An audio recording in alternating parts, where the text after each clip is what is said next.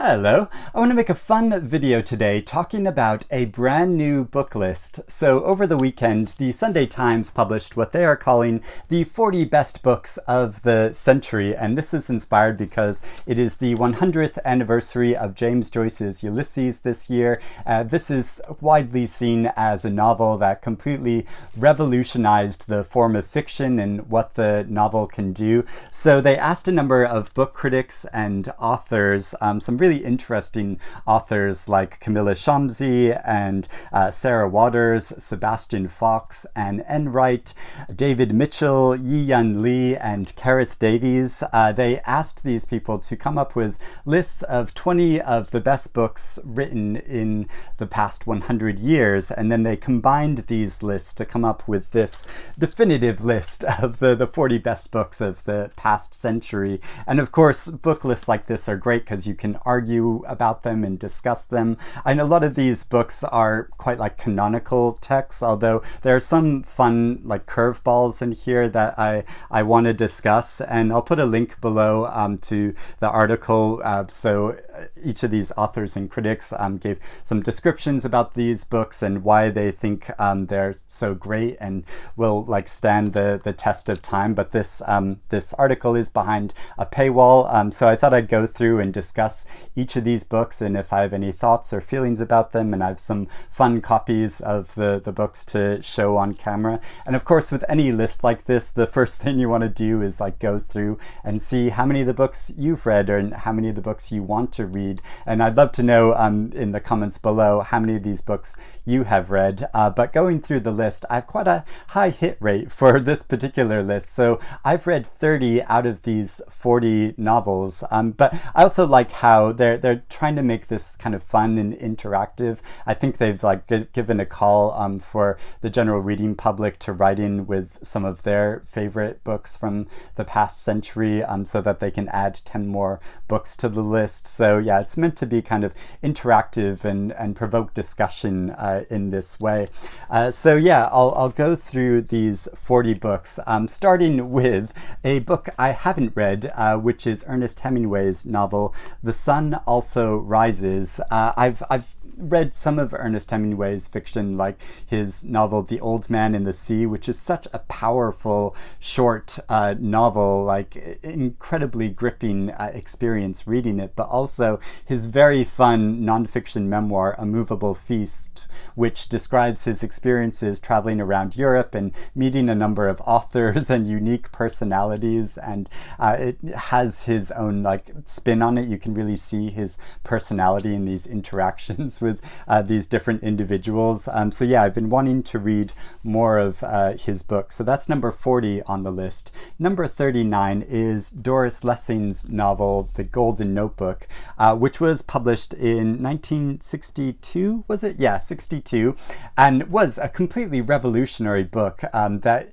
in a really unique form looks at the female experience, describing it from a number of different angles. And yeah, this book is absolutely fascinating and mesmerizing. I loved reading it, though I would say there are parts of it which probably haven't aged as well. There were some sections which feel slightly homophobic and transphobic, looking at it from the past, and I realized it was written quite a long time ago, but I do wonder if Doris Lessing was around today, how she would be contributing to this ongoing discussion in the UK at the moment about trans rights. I kind of worry about what her opinion might be, but you never know. I mean, she might have changed her opinion, and she's an incredible writer. I've read lots of her books.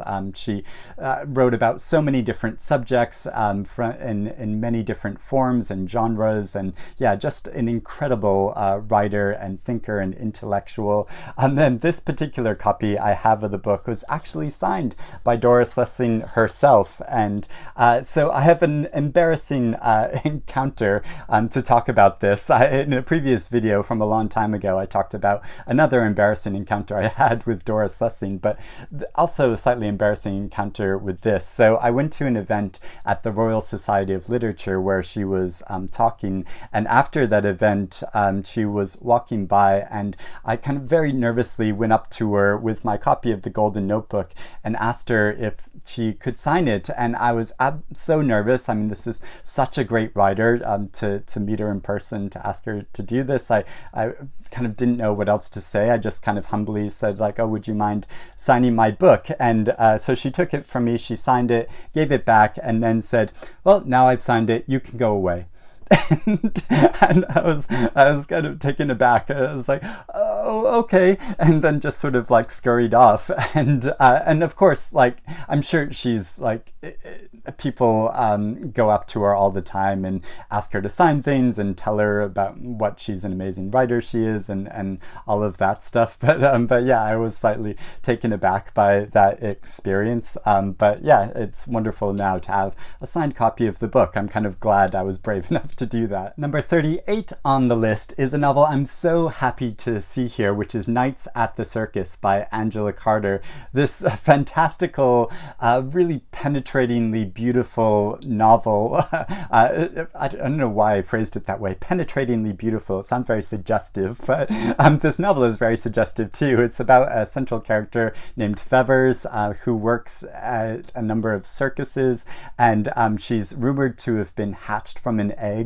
And yeah, it's just such an incredible, imaginative novel and such a fun reading experience, and is such a great book. And I hope that Angela Carter is a writer that continues to be discussed and talked about. She really, in a lot of her fiction, self-consciously worked with fairy tales and sort of reworking them into our present times and to talk about contemporary issues and political issues, and was such an amazing writer. And I love having this first edition, this beautiful first edition of the novel. Number 37 on the list is D.H. Lawrence's Lady Chatterley's Lover, which is actually a book that I read last year for the very first time, and was a really interesting experience. It kind of caught me off guard. I was always slightly wary of reading D.H. Lawrence. He's not what you would call like a fashionable writer these days, and there are some aspects of his writing which is kind of old-fashioned, but there are also so many fascinating ideas in his books. The way he talks about all these different issues from a really interesting angle, but you know, it is a sort of like male gaze in the novel. There are also some parts of it which are slightly homophobic, so it's slightly difficult to read about these days. But yeah, his style of writing does really like grip you and make you think about things in a new way. And actually, I think like Sally Rooney's writing is kind of influenced by his work, and does kind of a similar thing with the way it looks at relationships and ideas, these like big ideas. Number 36 is Blood Meridian by Cormac McCarthy, a novel I've not read. It's about a 14-year-old boy that wanders out into the Wild West and follows those violent adventures. I've always been meaning to read this and read Cormac McCarthy, and I think it's probably time, because for the first time in a long time, Cormac McCarthy is publishing 2 new books later this year. So yeah, it's time to get on the McCarthy bandwagon. Number 35 is J.D. Salinger's classic coming-of-age novel, The Catcher in the Rye, which I read as a teenager and really connected to and enjoyed. I do wonder if I reread it as an adult now, if I would enjoy it quite so much, and I don't have that much of a desire to revisit this book, but it would be interesting to do. It would be an interesting experiment. Number 34 is Nevermind by Edward St. Aubyn. This novel, which is kind of a coming-of-age story about a boy named Patrick Melrose, and he's written a whole series of novels, semi-autobiographical series of novels about this character. This is the only book in the series I read, but I really enjoyed it. The really complex, poisonous family dynamic that Patrick Melrose is in is so compelling to read about, and it's one of those books that's the first in a series that I meant to go and read all of them then, but I just got distracted and never went back to it. So yeah, I want to do that. I should probably go back and reread this novel first before going on to read the other Patrick Melrose novels. Number 33 is the tremendous Half a Yellow Sun by Chimimanda Ngozi Adichie, an incredible story that follows the Biafran War in Nigeria, but it's also a tremendous love story and a story about friendship and companionship. It's an incredible tale, so gripping. I talked about it recently as one of my favorite historical novels, and it absolutely is. I had the pleasure of seeing the author go to speak once, so got her to sign my copy here, which is this absolutely beautiful copy, but luckily didn't have an embarrassing encounter like I did with Doris Lessing. And this is actually one of the only novels on my shelf of books that I keep 2 copies of it. But I also have, and I just knocked my camera slightly going up to my shelf to get down this other copy I have of Half a Yellow Sun, this beautiful stylish edition that her publisher Fourth Estate brought out a number of years ago, along with new editions of all of her books. So yeah, these are just like so lovely that I have to hold on to them too. So yeah, one of the very few books that I have 2 copies of on my very loaded shelves. Number 32 is The Death of the Heart by Elizabeth Bowen, a novel about a 16-year-old orphan girl who moves in with her half-brother and his wife in London. And Elizabeth Bowen is one of these English authors that I know there's a lot of love out there for her work, but I've never read any of her books yet, so this should probably be the one I start with. Number 31 is Olive Kitteridge by Elizabeth Strout, the winner of the Pulitzer Prize. I love this novel about this very difficult but essentially good-hearted woman, and following the story of her life and her interactions with a number of people in a community in Maine. It's a book that's very close to my heart. I think it's really interesting that Elizabeth Strout has continued to write about this character in subsequent books, but also her character of Lucy Barton, who she's continued to write about in a number of books, and there's another Lucy Barton book coming out later this year. But yeah, I just love Olive Kitteridge so much. Number 30 is The Bonfire of the Vanities by Tom Wolfe, a novel about 1980s New York City and a Wall Street trader who commits a crime which he tries to run away from, and then the dramatic events which follow from that. And I've not read this book, but one of those books I've always meant to get around to reading. The Power and the Glory by Greene, which follows the story of an alcoholic Catholic priest in Mexico. And I've not read this novel. I did read one book by Greene before. I didn't really get on with his style of writing, but I've been meaning to try more books by him because he's seen as such a classic author, and this does sound like a really interesting story. Number 28 is The Talented Mr. Ripley by Patricia Highsmith, a novel that I've shamefully never read, though I absolutely love the film version of it. And it follows the story of a talented young man who ingratiates himself with an upper-class man and family to murderous results. And following that story, yeah, I've always meant to read this and read more Patricia Highsmith, but just never have. Number 27, Wolf Hall by Hilary Mantel, and I finally came around to this novel after giving a good amount of time to read it and concentrate on it, because it's quite a long, dense, complex book, so it does take time to get into the story of Thomas Cromwell and his place in the court of Henry VIII, but it is such an amazing story. Once you take the time with it and get into it, I was completely sold and fell in love with it, as I did the subsequent 2 novels. Such an amazing book. And this is the most recent novel on this list, published in 2009. I mean, I would think that there would be some more recent novels on the list, but it shows that they're really looking back to the past century. Number 26, The Bell Jar by the great poet Sylvia Plath. And this novel I read when I I was at college, like a lot of people do. The story of a young woman struggling with mental illness and describing those experiences, heavily influenced by Sylvia Plath's own experience. Such an imaginative, moving story, such an important story, formative story for so many people in their young lives. Number 25 is The Color Purple by Alice Walker, an incredible and influential story about a young black woman in the American South in the early 20th century, her horrific experiences with abuse, but also the tender connection she forms with another woman. An incredible story written as a series of letters.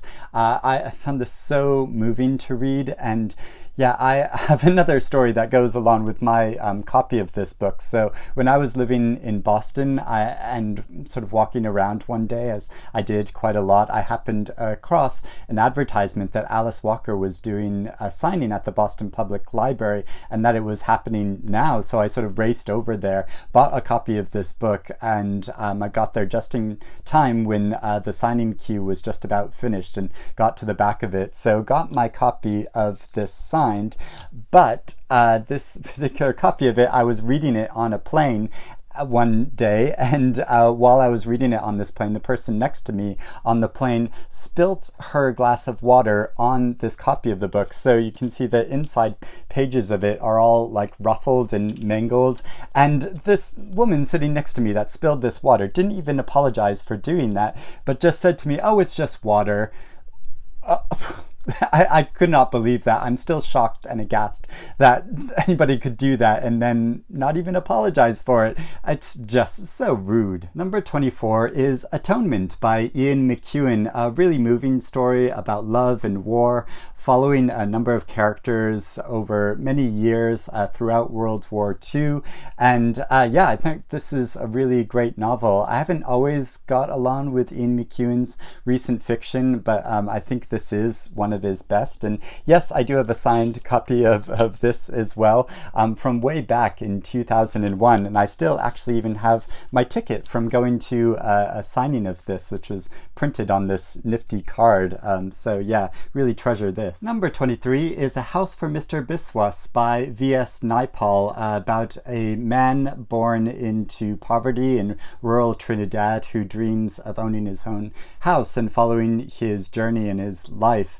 And I've not read this book. I've not read any of Naipaul's fiction, but yeah, another author that I keep meaning to read. Number 22 is The Blue Flower by Penelope Fitzgerald, in which she fictionalizes the life of a German romantic poet, and her writing is so moving and elegant, and yeah, just such a powerful writer. I love this book. Its insights into like young university experience, but also has so much to say about life in general. Number 21 is Lord of the Flies by William Golding, this classic story about a group of boys that are stranded on an island and form their own society to quite gripping and dramatic and awful results. I reread this novel several years ago, and it really stands up. I found it such a powerful experience. There's so many parallels between it and our current society, and I keep meaning to read more of William Golding's fiction. Number 20 is Gilead by Marilynne Robinson, the story of a minister in Iowa who's writing a letter to his 6-year-old child describing his life, his past family, and his thoughts and meditations on religion and life. And Marilynne Robinson is such a powerful writer. I have to say, I didn't really get on with this novel, but one of the sequels to it, the third book in the series called Lila, I loved so much. I thought that novel was absolutely brilliant, so I've been meaning to go back and read this, as well as the second novel, Home. And yeah, it's such a great writer, and I'll talk about more of another of her books in a minute. Number 19 is Disgrace by J.M. Coetzee, or is it Coetzee? I once had it explained to me that you should pronounce his name Coetzee, but then it's also been explained to me it should be pronounced Coetzee. But this is the story of a professor in post-apartheid South Africa who's dismissed from his job after having an affair with a student, and so it goes into the complexity of that story and following his life in the country. And yeah, I read this novel a number of years ago and found it really powerful. Number 18 is The God of Small Things by Arundhati Roy, a really moving novel following the story of two twins born in 1960s India and how they're separated because of the caste system, and following their lives and experiences. Yeah, really excellent novel, and this author is so admirable for her political voice as well as her tremendously pointed writing style. Number 17 is a great big whopper of a novel, A Suitable Boy by Vikram Seth. Novel I've still not read, even though I brought this copy back with me from Maine recently, intending to finally get to it, but I just haven't yet because it is so long.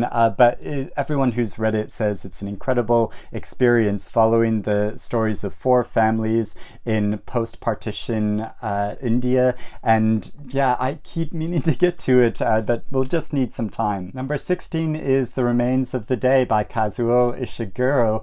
A novel I've not read, and I feel really guilty as I've read so much of Ishiguro's work, but just never got around to this novel, which is meant to be one of his best, following a butler who's looking back on his life and his romantic yearnings, suppressed romantic yearnings, and following his story. One day I'll read it. Amazingly, number 15 is another book by Ishiguro, his novel Never Let Me Go, following this love triangle of individuals caught up in this very scary and dangerous situation, which you gradually discover over the course of the novel. It's a really interesting novel, but one that I didn't absolutely love.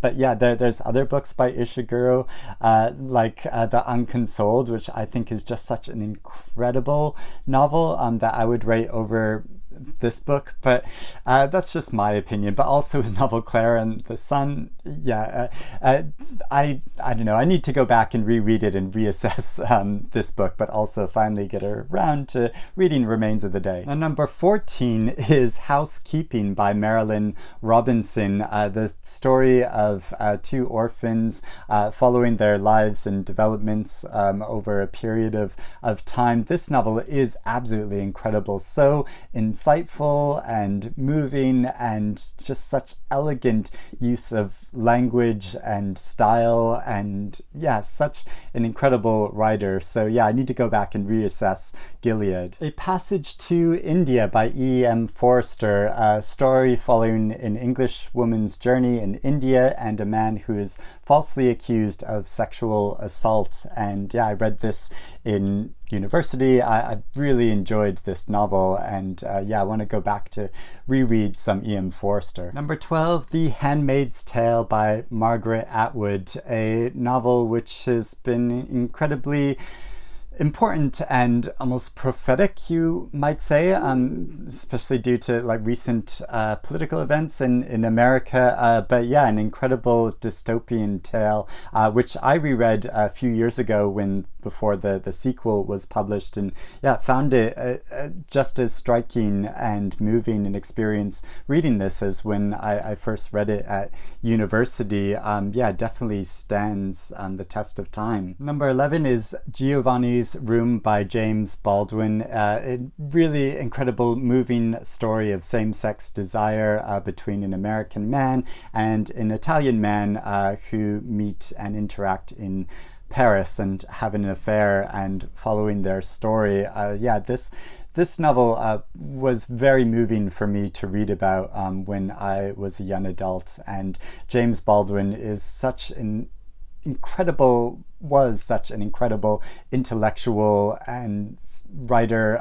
His fiction is so moving and powerful. Number 10 is Mrs. Dalloway by Virginia Woolf, this incredible novel which tells the story of a woman throwing a party, but also a man who's severely shell-shocked, and following their moment-to-moment experiences over the course of a day, and how she captures their thoughts and feelings as well as what is going on in the world around them is so powerful and so revolutionary, and I love this beautiful edition of the novel. Number 9 is Things Fall Apart by Chinua Achebe, a novel from 1958 about a man in 19th century Nigeria whose village falls apart with the advent of colonialism and Christian missionaries. A novel which I found moving and powerful when I read it back in university, though I've seen some people read this recently and be slightly more critical about this book. I think there might be some aspects of it which haven't dated so well since it was written in 1958, so I would like to revisit this at some point, but is obviously a very influential novel. Number 8 is 1984 by George Orwell. This incredible classic dystopian novel about a totalitarian state which has state surveillance of its citizens, and Big Brother, which ironically became a hit reality television show, which I think they're bringing back, and it's such an amazing, influential book that I do want to revisit soon. Number 7 is To the Lighthouse, another book by Virginia Woolf, very high up on this list, and this novel following a family that's kind of overseen by a matriarch at the beginning of the novel, and following the different experiences of this family and some people that are associated with this family, and again in this style, following their thoughts and feelings in the moments of from like moment to moment in their lives. And it's so incredible how Virginia Woolf wrote in this style, but I have to say I revisited this novel a few years ago, and I found it slightly formalized, like too formal in its style, that I just couldn't really get into it again, although I think Virginia Woolf is one of my favorite authors, and I also reread her novel Orlando, which was again an incredible experience, and her novel The Waves is my favorite novel of all time. She is just amazing, but I need to go back and try this again at some point. Number 6 is Lolita by Vladimir Nabokov, the story of a professor and his desire for a 12-year-old girl named Lolita. And this novel continues to be controversial and much discussed. I just saw a video on YouTube recently of a couple discussing this novel, and the writing is really lyrical and beautiful and insightful, and I found it really interesting reading this book a number of years ago. I don't know why I don't seem to have a copy of it. I have a whole section of my bookshelf dedicated to Nabokov's books, but I don't seem to have lost my copy of this somewhere. Number 5 is Beloved by Toni Morrison, the incredibly powerful story of an escaped slave who decides to kill her daughter rather than see her daughter return to slavery, and then the exchanges she has with the ghost or spirit of her daughter in the years after. And such a moving and poignant story. Morrison was an incredible writer. Number 4 is The Prime of Miss Jean Brodie by Muriel Spark, a novel which kind of draws you into it because of its eccentric teacher that is really charming in a lot of ways, but then becomes a lot more sinister with its depiction of a love triangle, but also these kind of fascist ideas. And Muriel Spark was an incredible writer. I loved reading every book of hers that I've got to, and there are so many more that I keep meaning to read. Now, number 3 on the list, it's sadly very topical because it's Midnight's Children by Salman Rushdie. The author was attacked just last week, narrowly survived death is such a horrendous thing to have happened, and has stirred a lot of renewed conversation about the importance of freedom of speech. And so this novel is set around the partition of India and follows a number